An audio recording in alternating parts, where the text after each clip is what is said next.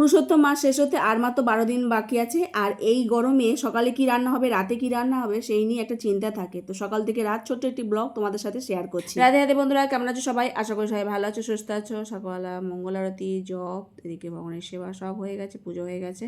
এই যে নোটে শাকের ডাঁটাগুলো কালকে বানিয়ে রেখেছিলাম, মানে খোসা ছাড়ানো আছে, সরু সরু হলেও এই ডাঁটা চচ্চড়ি খুব ভালো লাগে। আর কিছু কাঁকরেল ভাজবো বলে নুন হলুদ মাখিয়ে এখন তেলের মধ্যে সেটা দিয়ে দিচ্ছি। আর শাকও ভাজবো, শাক হবে, আবার শাকের ডাঁটার চচ্চড়ি হবে। শুকনো লঙ্কা ফোড়ন দিয়ে এখন শাকটাকেও ভেজে নিচ্ছি, ওই কাঁকরেল ভাজার তেলের মধ্যেই দিয়ে দিলাম। তো একটু কাঁচা লঙ্কা চিড়ে এর মধ্যে দিয়ে দেবো। আর এদিকে নোটের ডাঁটাটা করার জন্য এখানে একটু পটল দিয়েছি, বেগুন দিয়েছি, আর আলু দিয়ে ভাজা ভাজা করে নিয়ে কাঁচা লঙ্কা চিড়ে দিয়েছি। আর ডাঁটাগুলো এখন দিয়ে দিলাম, একদমই সরু সরু, কিন্তু এরকম ডাঁটা চচ্চড়ি একদম মানে খুব টেস্ট হয়। এর মধ্যে একটুখানি আদা হিং দিয়ে দেবো, আর নাবাসনটাকে মিষ্টি দিয়ে দেবো। তো শাকটা একটু চাপা দিয়ে রেখেছিলাম, তো যাই হোক আবার একটু নেড়ে উল্টে দিচ্ছি, ভর্তি হয়ে গেছিলো ছোটো কড়া বলে। তাই শাকটা কিন্তু একদম কচি ছিল না, একটু শক্তই ছিল, তাই একটু জল দিয়ে আমি সেদ্ধ বসিয়েছিলাম একটু চাপা দিয়ে। তো আবার একটুখানি ঘরেও গেছিলাম, মাঝে সাঝে একটু হাওয়া খেতে চলে যায়, গ্যাসটাকে আস্তে দিয়ে। এই হচ্ছে রান্না। আর তারপরে ভগবানকে সেবা দেব। আর পুরুষোত্তম মাস চলছে, আর 12 দিন বাকি আছে শেষ হতে, মানে 15 তারিখে পুরুষোত্তম মাস শেষ হয়ে যাবে। আর এই যে জয়িতা খালি গরমের মধ্যে পাখা চালিয়ে চালিয়ে শুয়ে বসে বেড়াচ্ছে। আমি বলছি পড়াশোনা করছে না, ছুটি চলছে গরমের। যাই হোক, ওই করবে এখন, গরমের ছুটি বলে কথা। তো ভগবানকে সেবা দেওয়া হয়েছিল ফলমূল দিয়ে, তারপর প্রসাদ বেড়ে নিয়েছিলাম।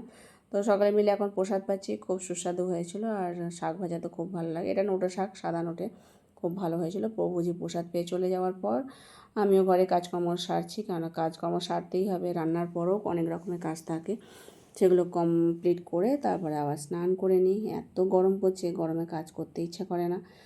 তো এখন রান্নাঘরটা আবার পরিষ্কার করে নিচ্ছি, বাসন পড়েছিল অনেকগুলো, সেগুলো মেজে নিচ্ছি। মানে গা পা পুরো ভিজে যাচ্ছে, এত গরম পড়ছে। রান্নাঘরটাকে এখন মুছে নিয়ে আর গ্যাসটাকেও এখন পরিষ্কার করে নিয়েছি, সেটাকে এখন পরিয়ে নিলাম। আর ওবেলার জন্য আবার রান্না কিছু করতে হবে, সেটাকেও ভেবে রেখে দিয়েছি। তো মটর ছিল, মটর ভিজিয়ে নিচ্ছি, তা সেটাকে আমি জল দিয়ে ভিজিয়ে রাখি, তারপর স্নানে যাব। আর গেটের আওয়াজ পাচ্ছিলাম, দেখি যে গোগো এসেছে, ও পরীক্ষা চলছে, তো পরীক্ষা দিতে গেছিলো, তো চলে এসেছে। তো যাই হোক, ও এখন প্রসাদ পাবে। সকালবেলা একটুখানি রুটি ভেজে দিয়েছিলাম, তো সেই খেয়ে গেছিলো, আর এখন এসে প্রসাদ পাবে। এটা হলো সন্ধেবেলা।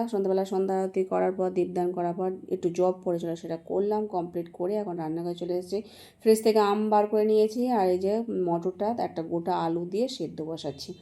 এর মধ্যে আদা কাঁচা লঙ্কা দেবো, আর একটা টমেটো দিয়ে দিয়েছি। আলুটা এরকম বার করে নিয়ে ছোটো ছোটো করে পিস করে নেবো, নিয়ে তেলের মধ্যে দিয়ে জিরে ফোড়ন দিয়ে আর এটাকে ভাজা করে নিয়ে, আর আদা আর কাঁচা লঙ্কা যেটা ছিল সব দিয়ে, আর মশলা দিয়ে জল ঢেলে দিয়েছিলাম মটরটা দিয়ে। তারপর গরম গরম রুটি করে নিয়েছি।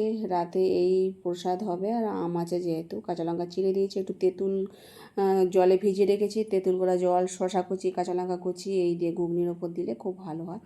রুটি কটা করে নিয়ে তারপর ভগবানকে সেবা দেবো, আমটাকেও বানিয়ে রেখে দেবো দিয়ে।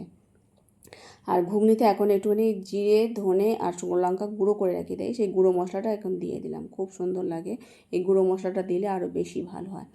কাঁচা লঙ্কা কুচি দিয়েছিলাম, তেঁতুল জল আর এই শসা কুচি দিয়ে উপর থেকে, তারপর ভগবানকে সেবা দিয়েছিলাম আম বানিয়ে। সকালে যেদিনকে অল্প স্বল্প তরকারি হয়, সেদিনকে আবার রাতের জন্য চিন্তা করে রাখতে হয়, তখন এই মটরটা ভিজিয়ে রাখলে খুব সুবিধা হয়, তাড়াতাড়ি করে রান্নাবান্না করে নিয়ে ভগবানকে সেবা দেওয়া যায়।